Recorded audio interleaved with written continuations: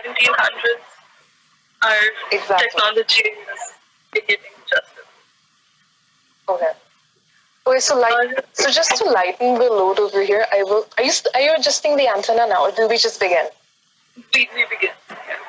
Yeah, we might as well start. Okay. Okay, so before we did start this, I will bring up the fact that Oishi and I did have a conversation on the phone. We might accidentally drop a few straight people anecdotes here and there. The point is, we do believe in political correctness, but for the purpose of this film, we will delve into why queer women perceive other queer women differently, because gender dynamics are part of the film. So take everything in jest. We're careful about our politics. We do not mean to offend anyone in case we do. In case anything insensitive has been said, you can point it out. Listen. Okay. Also, we are a little caustic about straight people. So that's going to be there. I didn't hear the last bit. We are a little caustic about straight people. There's a history of being invisibilized there. Mm. So we are a little caustic. I think just straight up say that. Your voice does disappear with the last word. Just try to be loud till the end. Okay, so one of your friends is asking what the film is about first. Do you want to give a quick synopsis? Quick synopsis would be late 18th century. Yeah, so in the late 18th century, a female artist is commissioned to create a portrait of a woman who's supposed to be married to a Milanese gentleman. Last words are important, bro. I am not dying. I be. Last word of your sentence. Okay. So the Milanese gentleman we never see in the film, but I think it's a narrative about how the portrait is created and the relationship that the two women develop eventually. I mean, I don't know. I have seen this movie too many times to begin with.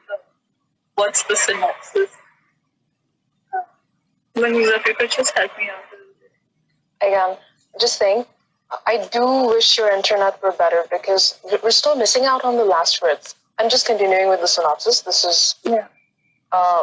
So what Oishi said was, in the 1700s, Heloise, a rich French girl, is to be married off to a Milanese aristocrat. And at that time, they used to commission paintings that they would send to the suitor before the bride herself visited the family. And Heloise, in a refusal to get married, refused to have her portrait painted. She'd find ways to sabotage those attempts. Now, Heloise's mother asks Marianne, another French woman, to paint Heloise's portrait. Both women develop an interesting relationship through the course of the film, and that's about it. This is what the film is about. The thing is, what I find interesting over here is there's no spoilers. You know, when you talk about this film, people say, don't give me spoilers, but there aren't twists, or there isn't exactly a plot. Wait, oh, my mom will only send my pictures in suit. Sorry. No, but women wear corsets, wear a few layers of corsets, so I think you're better off in many ways. Oh, yeah. In suits and saris. Wait, itna kya? I can't read that. I don't know. Itna kya sharmana hai, I think. Well, we will continue that. Wait, I was still making a point about there being no spoiler. There's no spoiler because you know at the beginning of the film that they're doomed, this relationship is doomed to fall apart. Two women being in love in the 1700s wasn't exactly usual. It isn't usual at this point either, but think about this happening in the 1700s. Yes, review the film once it's out, Ashwarya. Okay. So, okay, I feel like I have far too much talk time at this moment, but it feels like, should I just continue? Yeah, go on. What are This the is things why, at the very beginning? okay. This is why I think it's important to me. You set out with a very fatalistic tone, even at the beginning of the film. At the beginning itself, you know that these women are not going to end up together. And for a lot of audiences, I think that's where they lose interest. They think, okay, I'm not going to see a happy ending, nor am I going to see a climax to this relationship. So the whole film is about desire, and not just desire per se, it's about the build-up of desire.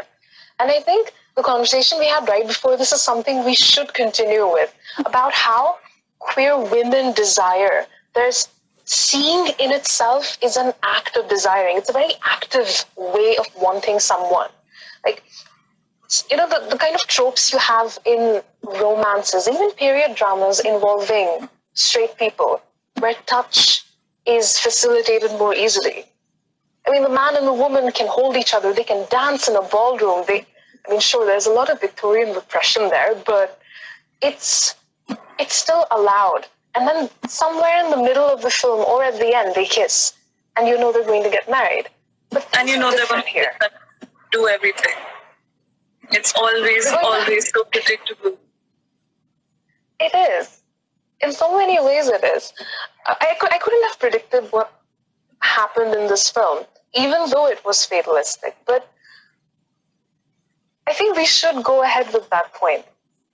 So on the phone, you and I discussed our own take on this aspect. We can talk about this for a bit, and then we can jump to other points. I mean, I take away 3 topics very seriously from this film. One being time, the second being memory, and the third being the way grief is understood within queer people. So when I love the point that you made about fatalism in the whole narrative, because I feel like they understood the choices they were making, because she made a very conscious decision to sit down for the portrait. Had she chosen not to do that, a different portrait would have gone, and perhaps the Milanese man would not have liked that, and maybe that was a way to postpone the wedding. There are so many what if she hadn't, sat down for the portrait. What if she refused, like she refused the man before? But I think, in a way, when she chose to sit down for the portrait, it's also a way she accepts the format in which the grief is going to come to her, and the kind of life that she will live. I think that takes me right back to the last scene when Vivaldi's Four Seasons is playing, and the whole range of emotions that she goes through. It is absolutely marvelous the way that has been filmed, the way she has acted. Yeah. Oh, by the way, every time I raise my hand, meant to say, if you're completing a point, you can continue making it until you feel like it's okay for me to make the point I want to make. No, go ahead, make it. Oh, I'm just adding to what Oishi said. This is for people who haven't seen the film. So when she's talking about the end of the film, you actually see a 2-minute shot of just Eloise's face as she's listening to Vivaldi's Seasons. It has significance to their relationship because it's one of the first musical numbers, the first orchestra that Heloise has exposure to. Marianne plays it out on a French piano in her house. And that's when she's trying to tell Eloise about orchestras. And she's describing what it's like. She's talking about a storm, about passion brewing. It also tells you a lot about Heloise's character. She's a passionate woman. And when she's listening to that orchestra in real time, you see a 2-minute take of that scene. You see, it is overwhelming because they don't cut it to show you the stage. You see her crying, you see tears forming in her eyes, and you see her laugh at the same time. She's hyperventilating because she remembers things. It's a very powerful scene. And this reminded me of something else. The film is full of very long takes. Apart from that 2-minute take over there, at the beginning of the film too, you'll notice that the camera actually follows the women's faces. It follows their perspectives as well. For example, at the beginning, you see Marianne sitting in a boat with 4 other men. Her canvas falls into the sea. She swims to get it up with her. Now, I know this is a very tiny detail, but when she gets back into the boat, you see things from Marianne's perspective. And this happens through the film. You see Marianne walking through the house and going into the room. You see things from her perspective. Like the camera doesn't simply pan around the room to give you an idea of the space. It does that later on for sure, but every first introduction to a space is done through the women's eyes. Unless you're actually looking at their faces, you are also looking at the sceneries they're watching. The other thing is, when it comes to Marianne and Eloise, I noticed that you see Eloise through Marianne's perspective the first time. You don't see Marianne Eloise. She's the woman who has to be painted. You don't see Eloise 21 minutes into the film.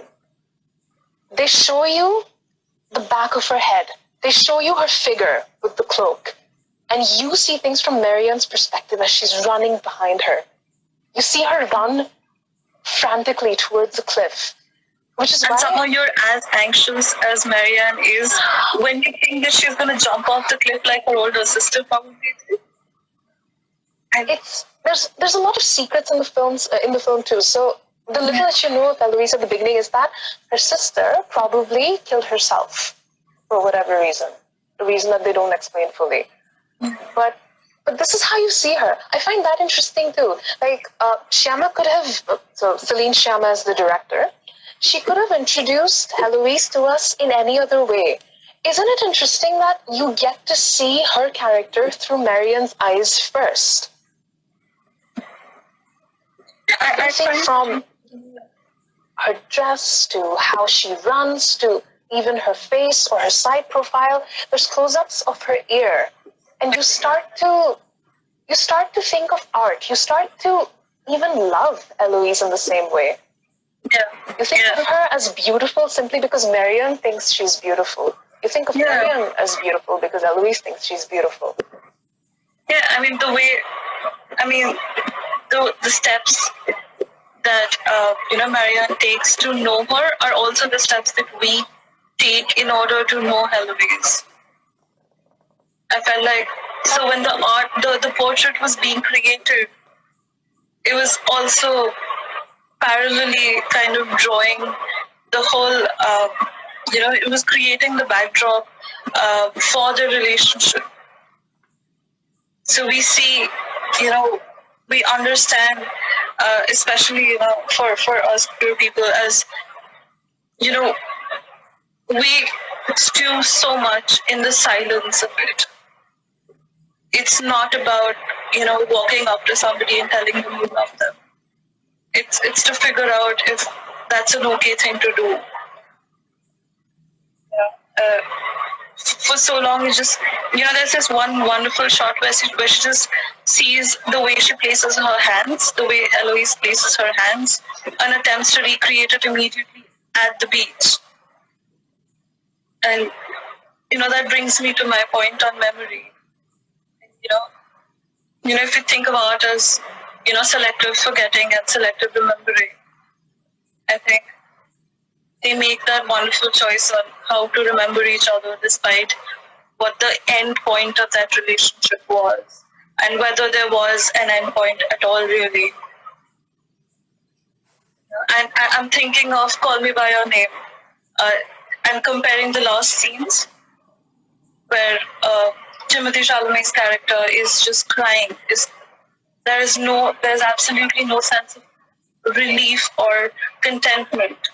But here is a completely different scene where you can see Heloise go through a whole range of emotions, but she's also smiling, she's also laughing through the pain, which I feel is a refreshing change in the "I am sad because my lover left me" trope, which is so common for straight people. It's always that the way grief is dealt with. It's something I keep coming back to. I feel like the portrait in itself becomes a wonderful character to kind of place us with the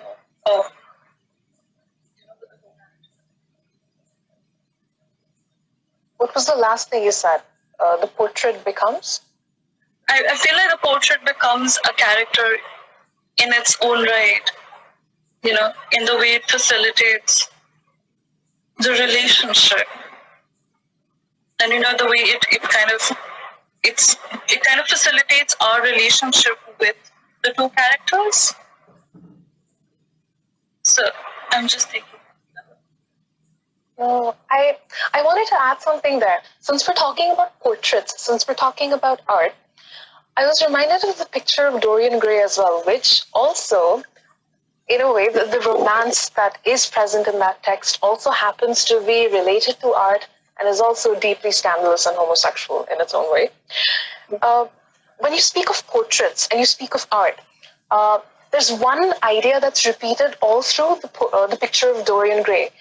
This idea that a portrait can contain your soul, or when an artist produces an image in your likeness, how much of that image is the muse and how much of that image is the beholder? For example, you remember when Marianne gets touchy when Eloise doesn't like the first portrait? Perhaps it's because there's so much of her in it, and she's offended because Heloise doesn't see enough of Marianne in that. And when she makes the second portrait, she is sad. She's devastated because it's a patient art. Not only is that a portrait that facilitates Heloise being given away, it also is a token of Marianne's affection for Heloise. But then I also thought of a counterpoint there. Perhaps her true portrait was the one that she made of Heloise for herself. In the film, she makes a separate portrait we wouldn't call it a portrait, right? One of those tiny images, a tiny sketch. Marianne makes a tiny sketch of Heloise for herself, for personal use. And at the same time, Heloise also wants a little picture of Marianne. So Marianne she sketches a nude of herself into Heloise's book. Yeah. So both women have images of each other, something that only the other can possess. Yeah. And I think in that way, that's like the truest exchange that happens in the film. At the beginning, you might think, there's a strange kind of, so a lot of women complain about having their pictures uploaded on Shadi.com because suddenly all the world is out there to completely break you down and assess you, and you feel like your image, whatever it is of your likeness, is out there for the world to dissect. It's a very uncomfortable feeling. But it's for the same reason that you and I are a little uncomfortable with broadcasting ourselves, somewhere in a space like this even. It's like, our images are out there for people to dissect. That's how broadcasting works. But in this film, you understand that there's the sense of Heloise wants to keep to herself. She doesn't want her image or even her soul to be dissected and assessed by someone else.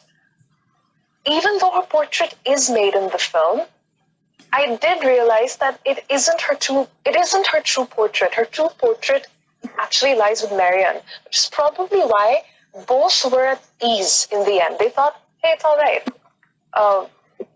I know that who I am will always rest with the other, with the person I love.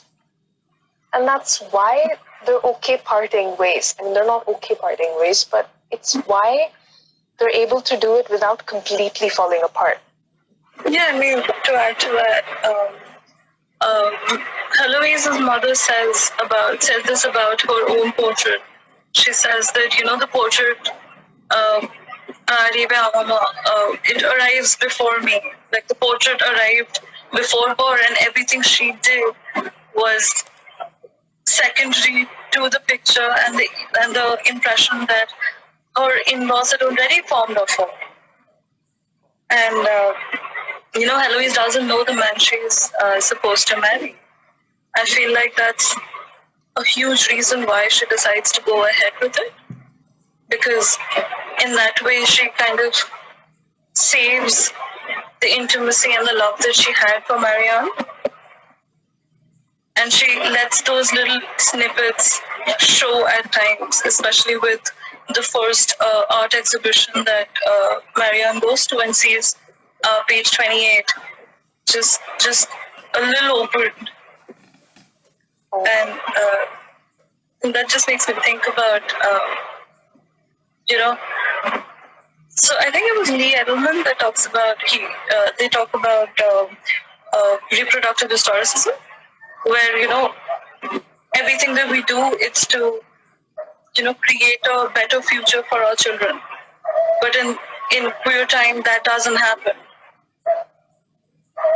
The desires and the wishes that we have are not the same. They're not heteronormative. They're not all along the same lines as most straight people. I have to say straight people are not. I realize a lot of our conversations might work with that dichotomy over there, the whole straight versus queer thing. But you know what? Since it is something, I realized one thing. So the conversation we're having, as far as theory goes, I know a lot of people can read into the film in the same way. They can talk about women's gaze. They can talk about why desire is, it's always shown to you in a sort of, there's a lot of delayed gratification there.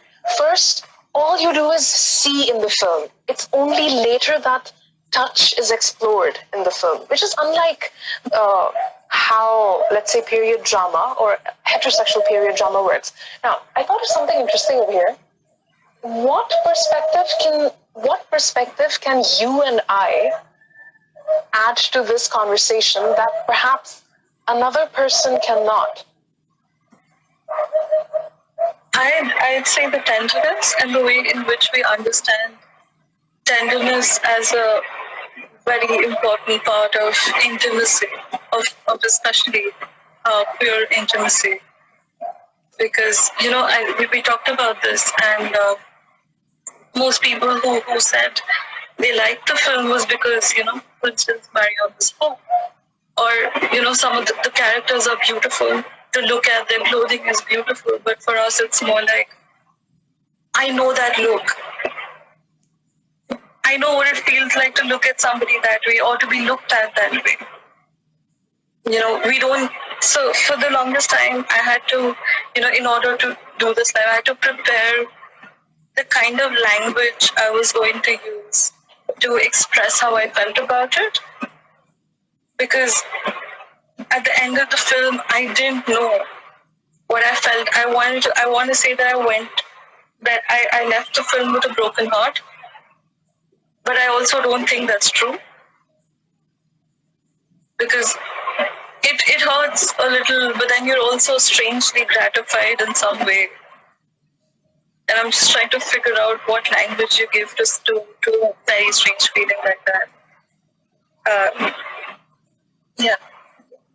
I also think, as queer people, our expectations from romances are definitely different from, let's say, heterosexual expectations. We don't, from the beginning itself, the moment you hear of two women wanting each other, you know that there won't be a normal fruition to their relationship, especially to the 18th century context, right? So when you watch the film too, you know it's tragic. You ache, you're hurting. At the same time, I think I was a little resigned. That's a word that I can give that feeling. But I don't. I'm not thinking of it negatively. I was a little resigned and a little sad, and I think I was also left wanting. Like, I'm watching the screen. I see Eloise cry in the last scene when she's listening to the orchestra, and I know this is the last time one woman sees the other, which means that Eloise didn't even see Marianne looking at her, and this is the end of their relationship. I was sad, but at the same time, I just didn't expect anymore. I didn't expect her to run behind her saying, oh my gosh, leave your... she didn't want her to leave her life, to leave her family and start a new life with her, because there is no context to allow that. And this is something I say as someone situated in the 21st century. To think that I'm saying this centuries later, like I'm okay with that kind of fatalism. Yeah. I don't even want more from that. We talked about this, and I kept thinking about how, all relationships that we ever enter are on stolen time. I feel like... Is it that we have fewer demands? Is it, even from our narratives, a lot of LGBTQ narratives are fatal. They're fatalistic. Something always falls apart. And we still call it beautiful. We're not upset with the fact that this relationship does not progress any further. You don't see these women grow old together. It ends right there. But somehow we're okay with it. Yeah. Yeah, I mean, also I think it becomes important at some point because of the kind of history that we share, to kind of subvert the whole pining for a lover trope. Because it's not cute for us, right? It's not that good. I feel like, it kind of puts the onus of grief onto us alone, however, but I mean, compare it to, say, a heterosexual romance, it would be, it's society's problem that these two people couldn't be together. Those grand narratives that they come up with. For us, it's more like it's your grief and you alone live with that. And she kind of, I feel like the characters do more justice to, that kind of politics. Yeah. Adding to that too, so since we're talking about remembering, that's something I want to delve into again. Longing and remembering. Longing is a very, it's a common trope in queer media or queer romances. You often don't get to see relationships change their character. You don't, for example, a period drama or a romance set in the 1700s between a man and a woman would involve a pursuit. They would involve the blooming of their relationship. They would probably involve family politics. I mean, think of Anna Karenina, I like Joe Wright's take on Tolstoy's Anna Karenina. He's talking about families there. So family it's very easy to speak of a husband and a wife within that context. But over here, Marianne and Eloise are not related to each other, and there's going to be no structure that can validate their relation to the other. It's like, which is also why invisibility comes into this equation. For example, there's things I remember in the film, just little gestures I will point out. In the film, Eloise's mother doesn't suspect for even a second that both women might be involved with each other. And oh gosh, there was a very desperate gesture in the end, but I can't stop thinking about it. Because they don't have enough time with each other. Yeah. Marianne is trying to spend every waking hour just looking at Eloise. Right before their last day together, she tries not to fall asleep. Both of them are staring at each other lying in bed. And they're trying not to close their eyes. And Marianne does something very interesting. When she's leaving their house, she receives payment for her portrait. She hugs Eloise's mother just so that she can stare at Eloise over her mother's shoulder a little longer. Just those extra 3 seconds. And you can see Eloise's mother is clearly put off by that. She's a little uncomfortable. It's like, why is Painter hugging me? All right, I guess that's sweet. And she has the briefest, she embraces Eloise for the briefest few seconds. But you see how she does it. She's trying to hold on to her, as much of her as she can, even in those 3 seconds. Oh, in this film, by the way, I think we forgot to bring this up, the myth of Eurydice, right? I have a lot of things to say about that. I mean, the kind of choices, the kind of choices that, are available to Orpheus are not the choices that are available to most of people. When they're discussing Orpheus and Eurydice, all three of them, for the first time in the kitchen,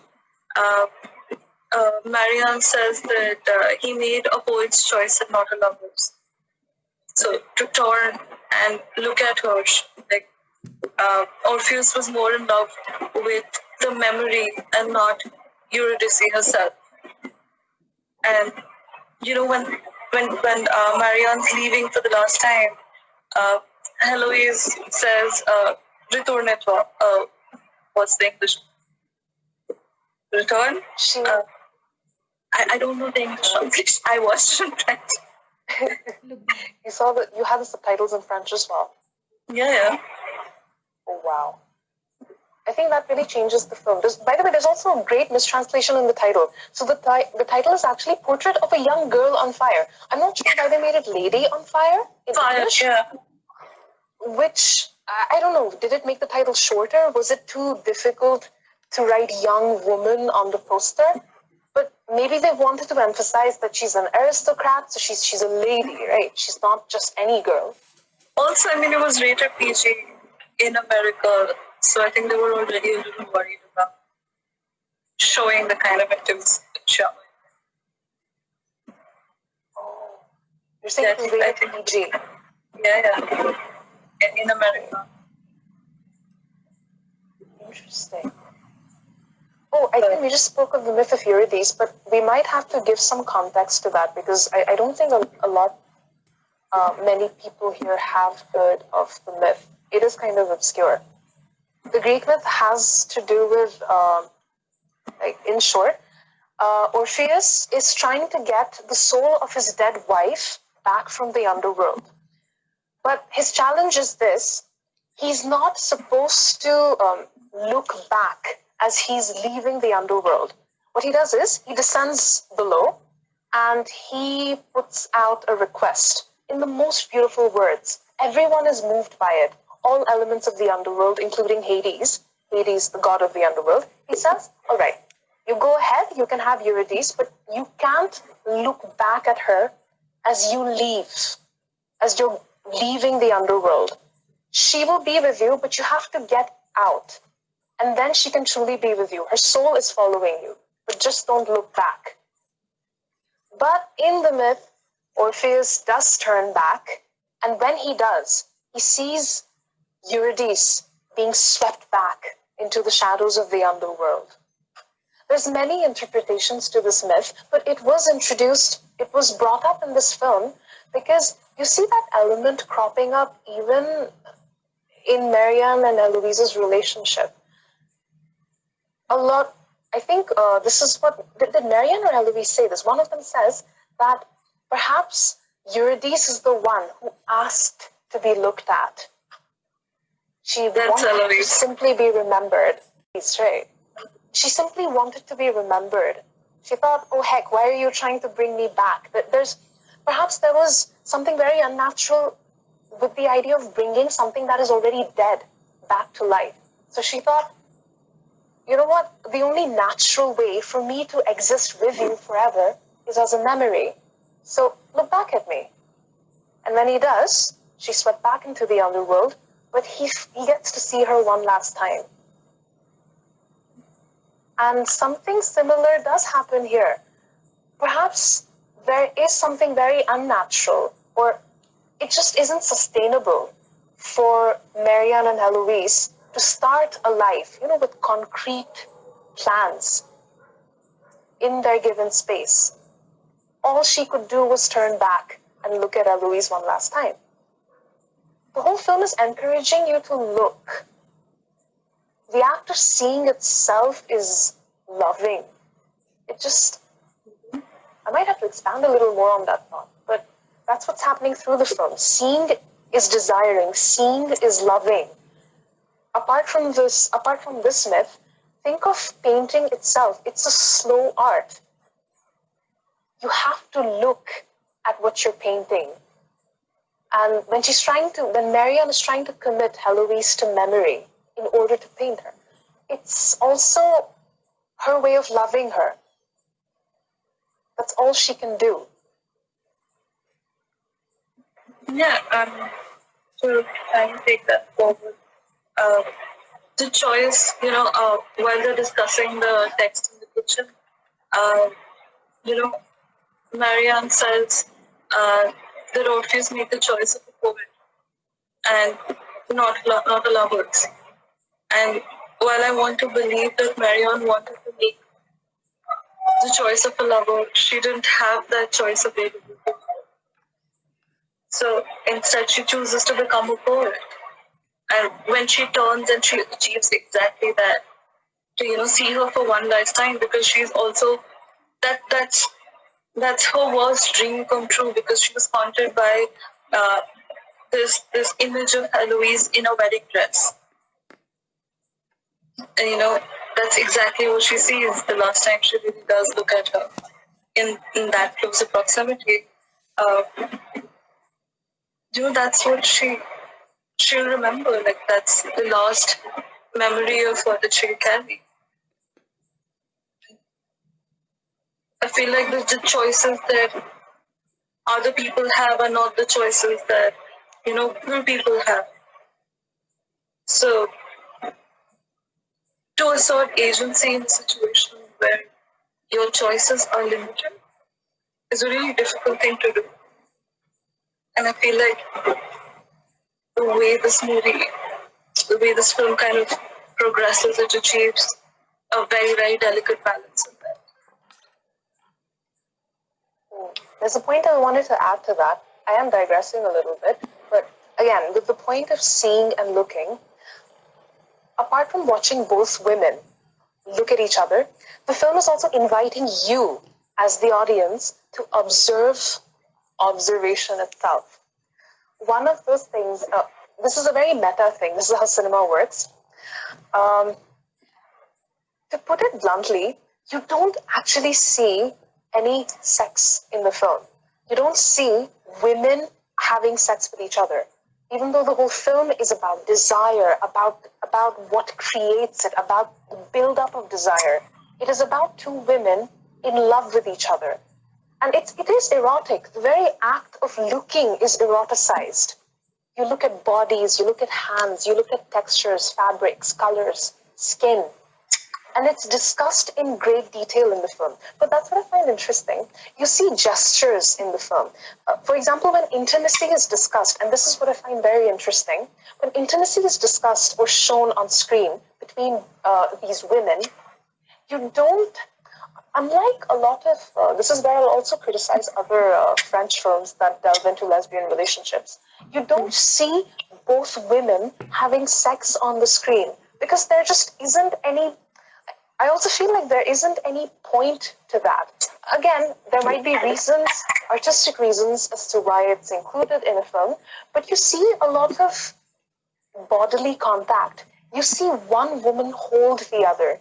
You see, for example, there's a scene in which I think both of them, I'm not sure what drug they had, but one of them is dehydrated. Heloise is dehydrated, and she's lying naked in bed.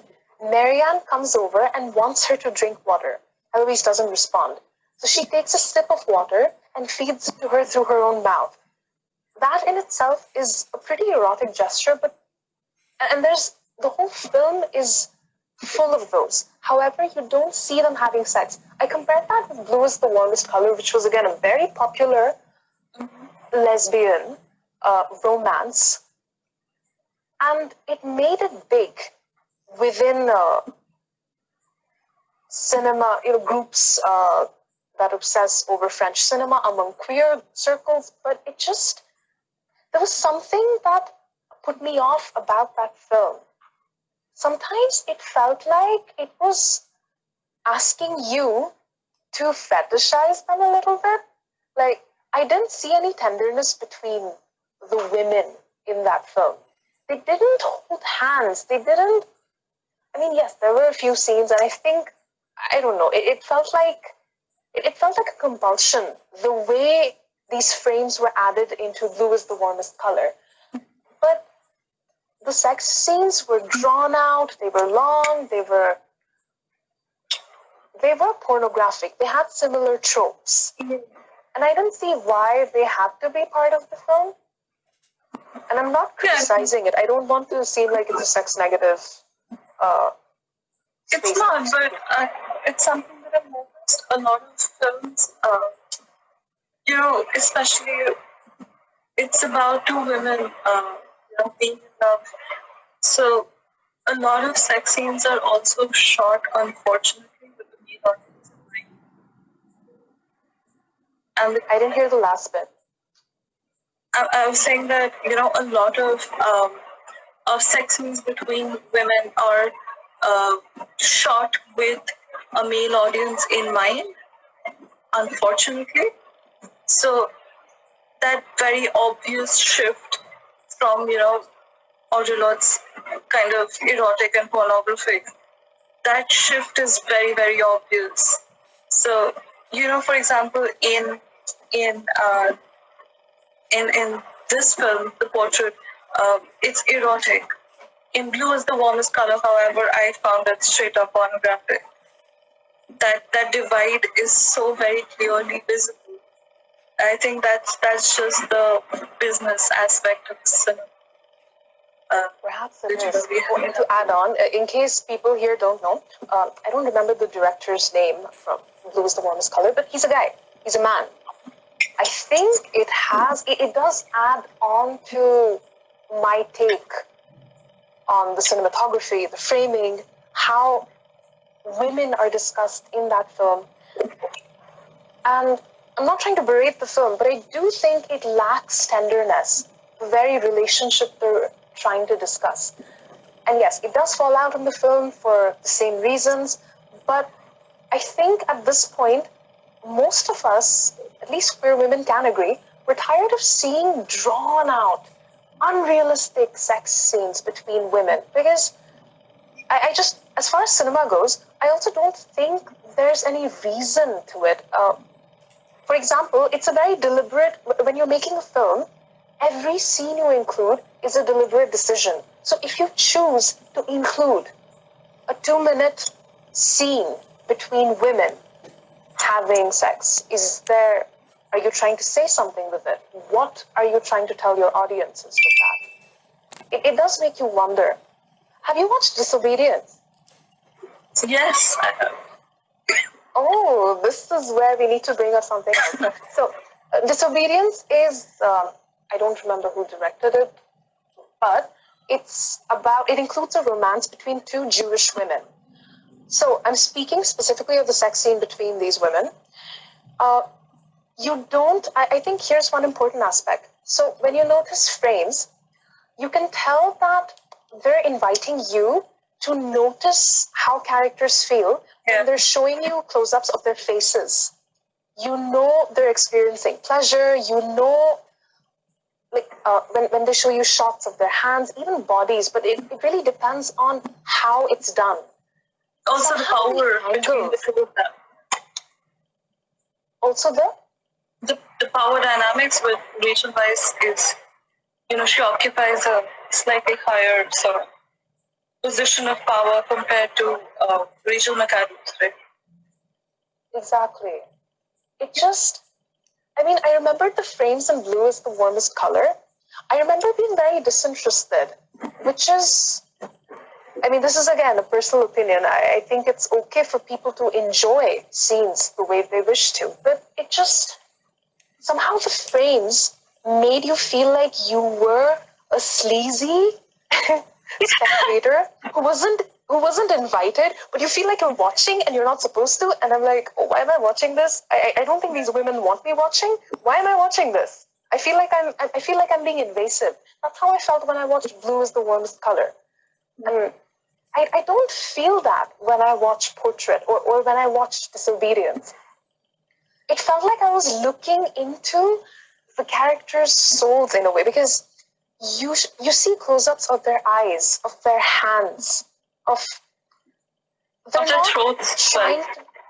Exactly. You know when there's a sharp intake of breath. You know when the other person is holding themselves back. It's still erotic. I don't think this kind of framing usurps these scenes of their heavy eroticism, but I think it's different. It's a beautiful way of conceptualizing eroticism. Yeah. Also, I mean, a lot of physical interaction has meanings other than just the physical interaction. For instance, when Marianne finds out that Heloise's mother was going to arrive the next day and the painting needed to be ready, and they had, gone through a disagreement of sorts right before that. When she runs to the beach and kind of, holds Heloise, it's intimate, it's sad, it's knowing so much is going to happen in a very little span of time, and yet being in love, the way they were and with the kind of intensity that they were. So the one act, that single act of, holding somebody tight, it's not just for the with a lot of films, even Call Me by Your Name, where they're just, again, Call Me by Your Name has a different politics to it. Some of it I don't even agree with, but that may be a different point. But yeah,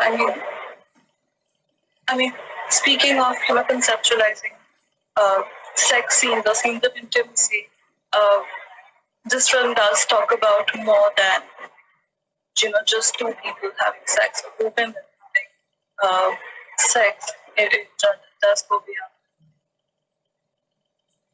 Should we open up for questions? The moment we were speaking of touch, right? You were talking about touch being explored in the film. Even beyond the realm of sex or even eroticism, you see women helping other women. Okay, wait, you guys discussed many scenes. Both pick one single favorite shot. I have one. Oh, I have one too. I hope not the same. You go first. If it's the same, we can talk about why both of us like it. You go ahead. I like the last scene where Heloise just goes through that whole range of emotions. And which scene? The absolute last scene where she goes through a whole range of emotions. And the last. I feel like that is a masterpiece in, camera work, in acting, in lighting and the angles, every single thing about that scene. And, its relevance in the whole, especially in the political, the significance of that scene, especially when she resorts to a very pained sort of laughter. I absolutely love that scene. Because, I think most people, the kind of relationships we enter into, we walk into them with a sense of pain that is not of our own choosing. And, I feel like that expression is done so well. In that I think it's a 30-second time frame where she goes through a whole range of emotions, being overwhelmed, from weeping with the music and the way it changes. I have many favorite scenes. I love them. Yeah. But yeah, I think that is. If I had to really pick one scene, that would be it. There are so many favorites. I have a fair few favorites. What's yours? Oh, mine has to be the one where, okay, somewhere in the middle of the film, Heloise, Marianne, and Sophie, the kitchen maid, they go out to see a bonfire. Ooh, that's it. I love the nod. I love how we all acknowledge it. I'll just describe what it's like for people who are listening. Women start singing. There's a choir over there. They're serenading at the same time. They're singing. I don't know if it's French or Latin, but you feel like you could get drunk on just that sound. Somehow they're in perfect sync. The French peasant women, they're working women because they're dressed in clothes that they need to move around in. They look like they work in kitchens and farms. So they're all standing around a bonfire. It's a very cordial gathering. They're singing. And in the dark, Heloise is staring at Marianne across the bonfire. And I think, oh my gosh, there's just something about fire and women, and somehow the whole scene itself is representative of so much repressed passion, because this is when Eloise is still warming up to Marianne. She hasn't quite opened up to her. They're still learning more about each other. And in this scene, Heloise and Marianne continue staring at each other while the women in the background sing. Imagine, it's dark, and their faces are lit up by the flickering flames of the bonfire. Eloise's dress catches fire. But they don't stop looking at each other. Eloise strolls away too, and she looks down at her dress, and then she looks up at Marianne. Her dress is still on fire, and she doesn't move. Marianne continues to... It's like Marianne is transfixed. Eloise's dress is on fire, and she's transfixed. And I don't know, maybe it's a little cheesy, but the whole idea of being consumed by the flames of your own passion, it's just put out so well over there. And all of it is, it all ends when one of the women who's singing, she notices that I'm invisible. What did you end this conversation? Why do you manage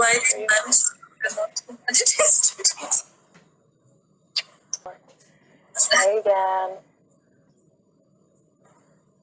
We can actually extend this conversation if we're still visible a little bit.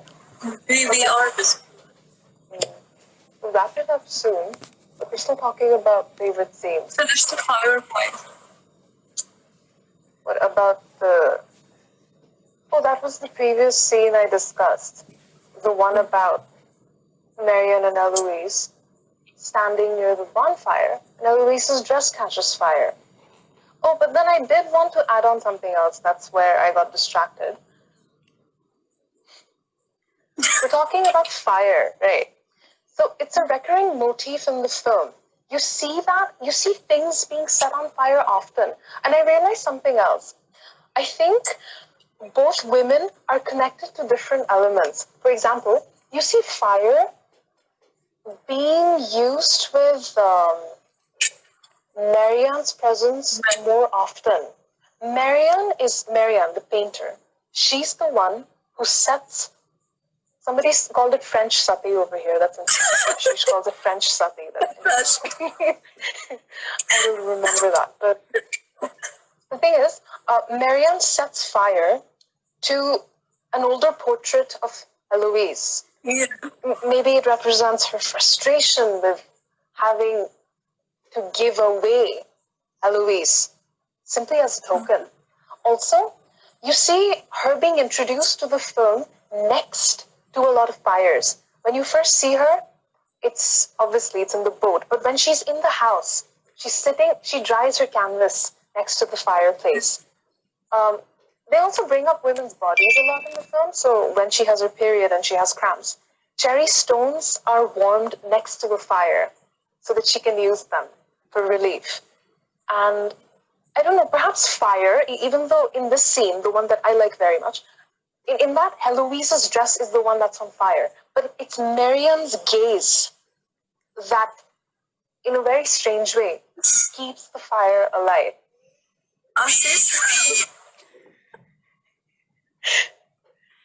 I'm reading out Ashish's comments. This is Jab we met, getting rid of your ex's pictures.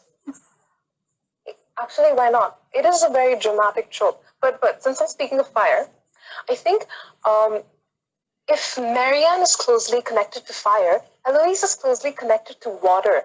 Think of even the colors of their dresses. All of them wear bold colors. None of them wear prints in the film. Marianne is usually seen in red, the color of love, the color of passion. And you see Eloise in blue, the color of the sea. You see her next to the sea. Her sister jumped to the sea. The first time you see Eloise, she's running towards the cliff too. And you think it's to jump off of the cliff. So they're both closely connected to these elements, the wilder sides of those elements. Also the tropes of, do you know how to swim? And she says, I don't know. But she always wants to get into the sea. It's like she's drawn to it. There's something that keeps taking her back to it. Back. Yeah, that's something. Yeah, I mean, I have a very wild stretch. But, Vivaldi's Summer talks about the heat, the warmth, and the agitation that the warmth brings. And I feel like that's probably also why, because the first time Marion plays it for her, she explains what the sounds need. Summer's here, and the insects are getting agitated. There's a tempest. That kind of warmth is what Eloise is attracted to. So every time that memory comes rushing back, it's, it puts her in a place where she has no choice but to remember the one person who introduced her to that kind of passion, to that kind of violence, in a way. Another digression though, but I'm still continuing from that point. I just spoke of dresses. I remembered something else. You see lots of bold colors in this film. For example, notice the costumes. Okay, Marianne wears red, Eloise wears blue.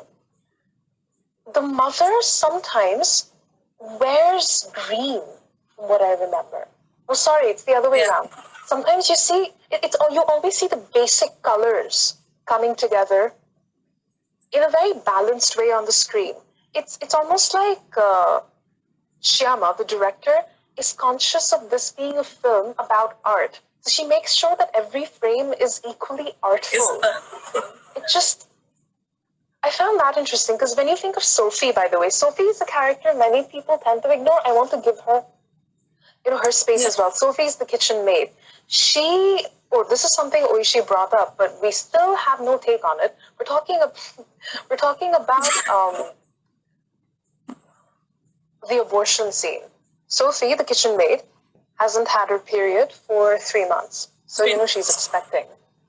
And I feel like when there's a crisis in this, all women help each other. So when Sophie decides to terminate the pregnancy, Marianne and Eloise go along with her to the midwife and undergo a somewhat unsafe procedure, but they get rid of the baby.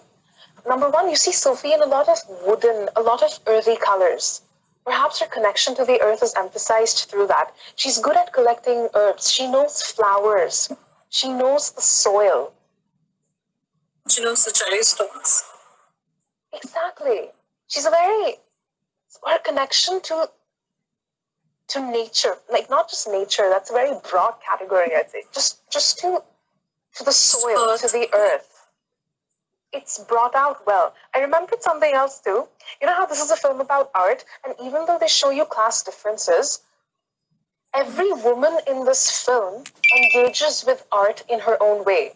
If Marianne is a painter, Eloise likes music, you see Sophie embroidering cloth. Yeah. Yeah. And that scene is it's very long. It just, I'm getting distracted by the comments, but I will read this out. Somebody wrote, you know who's good at collecting herbs? And That's Chalet Ashish. uncle. Ashish. Comic intervention. But we're talking about each woman's connection to some kind of art, no matter what class she comes from or where she's situated in life. It also asks you to respect each form of art, no matter what. Like, just because Marianne is an established painter doesn't mean it's more significant as an art as compared to Sophie's embroidery or Eloise's exposure to music. She doesn't even produce her own music, but she likes listening to it, and that counts. Yeah, I mean, despite the class differences, also there's an unspoken sense of solidarity. They know, it's not subject to judgment for even a single second. The fact that that Sophie is pregnant, and they just go with her to the other lady's house, where she gets a very unsafe procedure, which is scary to look at. But yeah, if they are into WWE, I don't think they're not. Let's go. God, Ashish. There's a point I want to bring up. It's a bit of a digression, but since we are continuing the discussion, I wanted to ask you about your take on it. This is where it gets somewhat theoretical. At the beginning of the film, when Marianne is told that she will be posing as a companion to Eloise. See, this is for audiences who haven't watched the film. Marianne, when she's brought to the house, she's told by Eloise's mother that Marianne has to pretend to just be a companion. And she's posing as one, even though she is painting Eloise. Eloise must under no circumstances know that Marianne is committing her image to memory and painting her. And then Marianne says, I don't remember the word she uses in French, but it sounded like surveillance. She's like, you actually want me to engage in surveillance? And then Eloise's mother says, I want you to observe her. But notice the difference over here. The discourse of surveillance and observation come into this. Yeah. Where do you draw the line? What is surveillance and what is observation? What does the film delve into both concepts? Or does it delve into just one of them? I feel like, so for both of them, it's different. For the mother, I think she also calls Marianne, because she's scared, and she says that I wasn't careful enough with her sister.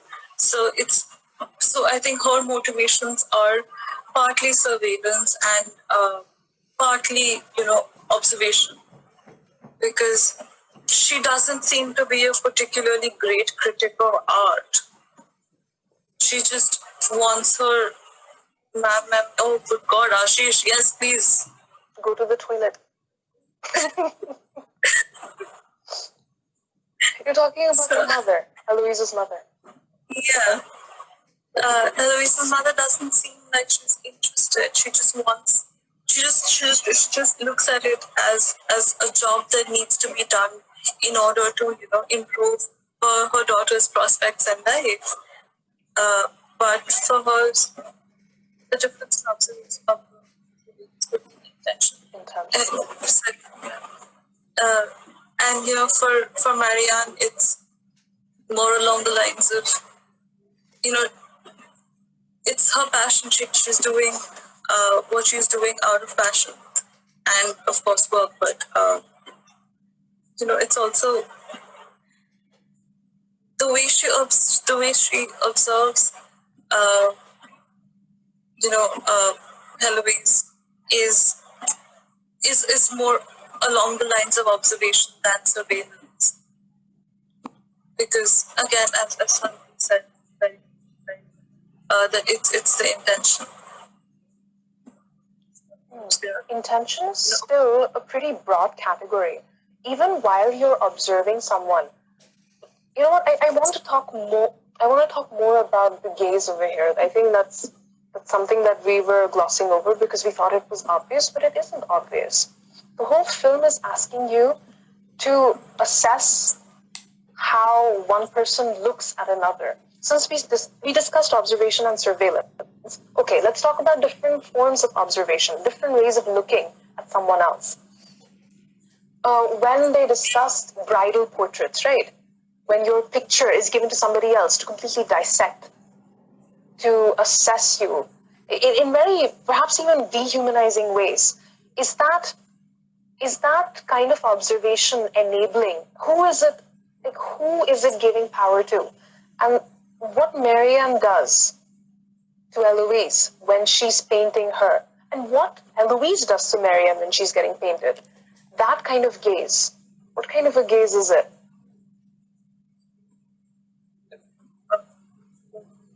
You guys are dressed in the color palette. Is that right? I can't hear you. Shreya says, you guys are dressed in the color palette. Does that mean a That was complete. I agree with Shreya. It's both make a good advertisement for Pepsi. Thanks, Ashish. Yeah, the food references are interesting, but you know what? I want to talk about the gaze. We're going to talk about the gaze. Gaze. That's what I mean when I say gaze. It's not GAYS, but that is also something that figures into this discussion.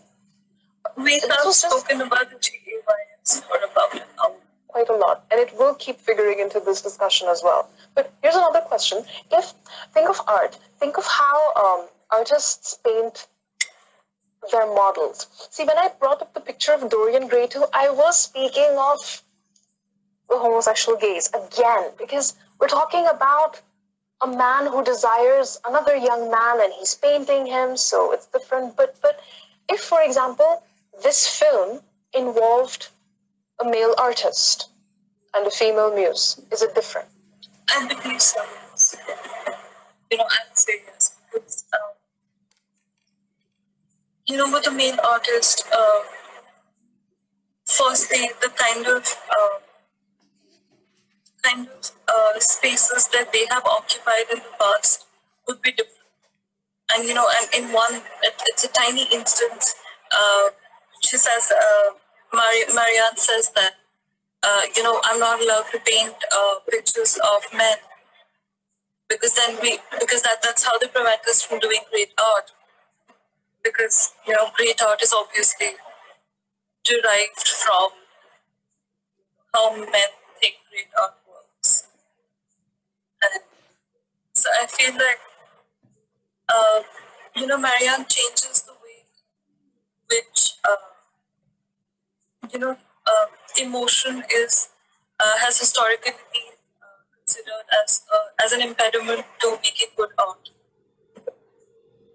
So the portrait changes as the power dynamic between them changes.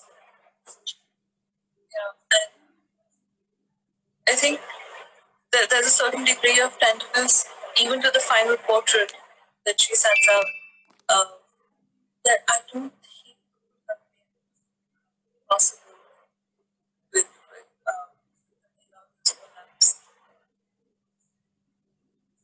I didn't hear the last bit. I was saying that which part do you have it? I can hear you now. Which part do you have? I think you said something. I just didn't hear the last sentence. Whatever I you was said. I was talking about you know the whole historicity of, you know, firstly what is considered great art is always described by men. And second is that there's a degree of tenderness and uh, you know I'm searching for the word for it. Uh,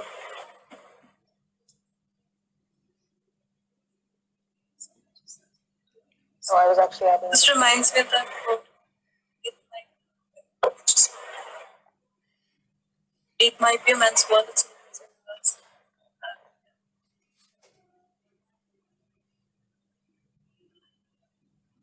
word. Okay, how do you accent? Uh, but yeah, I feel like the way the way she uses the changing power dynamic to fuel her own art is not something you can see with a lot of men. Because of that whole historicity about women being too hysterical and that being an impediment to producing meaningful artwork. Does that? Oh, was I interrupting? I will add to that. No, somebody said. Everything about. Oh, I'm flattered.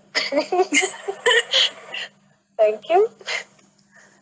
No, but I don't want to get distracted. But we're talking about emotion and art. Why, historically speaking, why have they been separated? Because often, a lot of people what I've noticed is, even with this film, think of this film as a piece of art. It has been directed by a woman. It is about women engaging with other women. And I noticed a lot of men just haven't watched the film. Or it hasn't been thought of as important in mainstream circles. I think the only people who had access to this film were people who have movie accounts, or people who've tried really hard to get pirated copies. But the point is, it's still something that, I've noticed a lot of my women friends have watched this film. Why is it that any piece of art made by a woman or something about other women is considered to just not be mainstream enough? Like, it isn't, it's thought of as, like, I know if you had to classify this on a shelf, it would probably be kept under the shelf that says queer literature or queer films or minority literature. I was not excited, but it's just, but I was thinking about this because a lot of people haven't seen this film. They do once I recommend it, or they see it because some of us say it's a really good film. But most people have read The Picture of Dorian Gray, which is a narrative about, to put it bluntly, it is extremely gay. It's the gayest thing I've read in a while. And but then the gay is universal. It's considered very universal because it's men. It's gay, but then it's men. Wild. And it's also wild. But over here, you're talking about, I think Céline Sciamma is also, she identifies as a lesbian, the director herself. She dated the character who plays Eloise. They were together for a while. I didn't know that. That's interesting. I have seen the same actor play a role in a film by Sciamma in 2007 as well. You should check it out. I forgot the name of the film. It had something to do with lilies, if I remember the title correctly. But no, continuing that point, this film is thought of as a minority narrative or art made by women, whether it's film, whether it's art in the film. You're talking about a painting made by a woman. It's just not considered to be as important as art made by great men. There's more restrictions. You have stricter ways of analyzing it. Like, you don't think of it as good art unless it qualifies a pretty unbelievable standard. You don't hold men's art to the same standard. Sometimes it even passes as good, and you still call them great artists. this is just general discourse about art made by women and art made by men. Because the film does engage with that. Like, how do you feel about this film being considered a minority narrative? Would you classify it as that? I would. This is perhaps one of the best films that has come out. A very, very long one. I mean, in terms of the aesthetic, the camera work, the acting, and even in terms of music, there's a total of 3 people.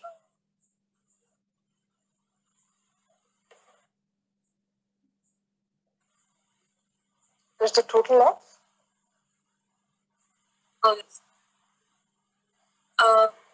There's a total of 3 pieces of music, I think. 2 hours of the movie span. And it's done so wonderfully, the shift from non-diegetic to diegetic, and then it moves back into, so non-diegetic is when the music is in the background. It's not organically part of the narrative that's being told. Diegetic is, for instance, when the women start singing. So that music organically forms part of the film. And the way it moves and the way it carries, and as a queer person, the kind of aesthetic and the kind of gaze I saw through the movie, it's such a refreshing change from when straight men or straight people write film. So it's real in really heartbreakingly beautiful ways. So I'm still kind of working on the kind of language I would need to express how I feel about it. I'm not a word through, I realized. But before we end today's session, I think I do want us to make a case for the film. Why do you think people should watch it? Like, in the most Oishi way that you can describe it in. Why do you think people should be watching this? And then I'll think of why I think people should be watching this. I know they should, but I want to be able to say it. What do you think? I think just watch it for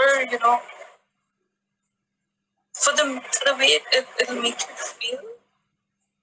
Because I don't emote a lot as a person. It's a really unfortunate character trait. But I feel things when I watch it. I don't know how else to really, really articulate it. I remember that's how you introduced Killing Me. As it's a TV series that gives you feelings. And I think that's quite accurate in why I would watch it as well. I like the kind of lack of language that's around the expression of how you feel after watching this. It does away with the grieving lover trope so well, and in such a wonderful way that I absolutely love that. What would be yours? What's your? Similar to what you said, I also realized one thing. It's not a very wordy film. You have very few dialogues in the film to begin with. You have lots of non-verbal expression in it, though. How people look at each other, the briefest touch, the briefest glance. Most of the communication in that film is just that, which is probably why you should be watching it. It makes you, honestly, it just makes you a better observer. It makes you more sensitive. I don't think callous lovers, for the lack of a better word, would enjoy this film very much.